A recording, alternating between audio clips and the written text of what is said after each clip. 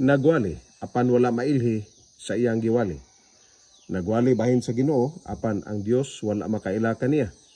Mabasa sa Mateo City 21 ngadtog 23. Nag-ingon, dili ang tanan nga nag-ingon kanako Ginoo makasulod sa gingharian sa mga langit. Apan ang nagbuhat sa kabubuton sa akong Amahan nga naa sa mga langit. Siya makasulod sa gingharian sa mga langit. Daghang moingon kanako niadtong adlaw. Nagyon siya diri Ginoo, wala ba good kami managna sa imong pangalan? Nagna, nagwali pod. Og sa imong ngalan nagpalagpot og mga yawa. Og sa imong ngalan naghimog daghang mga kagahuman. Og unya daygan ko sila. Wala gyud ako makaila kaninyo, palayo kanako kamong mga nanagbuhat sa dautan.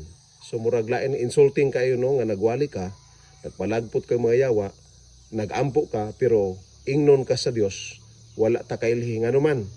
Waday ka nagbuhat sa iyang kabubuton. Sa iyang kabubuton mo ang pagtuman sa iyang mga kasuguan.